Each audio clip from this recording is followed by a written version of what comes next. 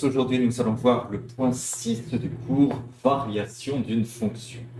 Donc comme la dernière fois, vous allez commencer par retracer cette fonction qui est composée de morceaux de segments sur votre cahier. Alors comment ça marche les variations d'une fonction? Les variations d'une fonction, c'est assez simple. Il faut imaginer qu'on a un petit bonhomme qui est ici et qui va faire des montagnes russes. Le bonhomme, il monte, il monte, il monte, il monte.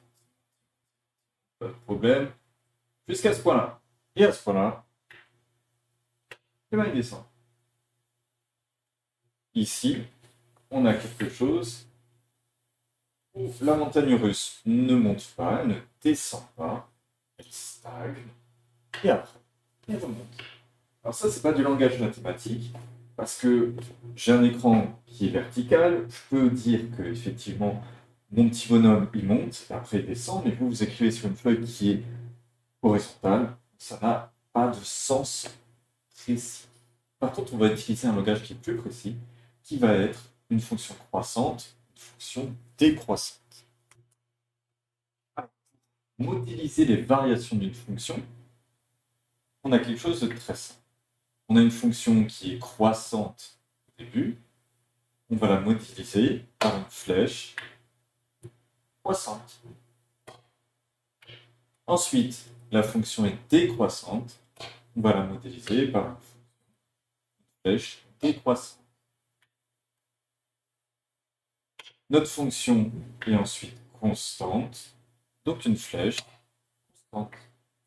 Et enfin, ma fonction va être croissante à nouveau, donc je vais la faire sur une dernière flèche croissante. On a l'allure de la courbe croissante, décroissante, constante, croissante.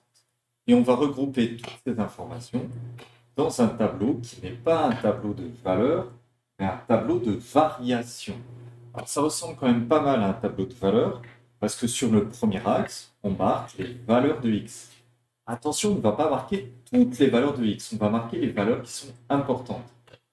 Pour x égale moins 4, c'est le début de ma montagne russe.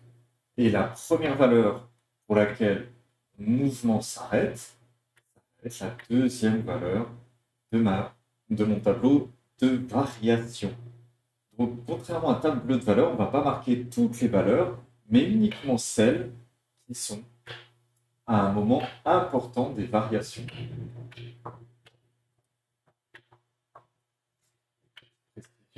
Il faut que ce soit aligné avec le bout des flèches, le début et la fin des variations. Enfin, dans le tableau de variation, on va marquer les valeurs que l'on va voir sur l'axe Y. Ça correspond à l'altitude de ma montagne russe. Donc on part de moins 2 ici, je monte jusqu'à 3, on redescend à moins 1, reste constant jusqu'à moins 1, et enfin, on remonte jusqu'à 2. Donc un tableau de variation présente les variations de la fonction avec les valeurs aux extrémums des courbes.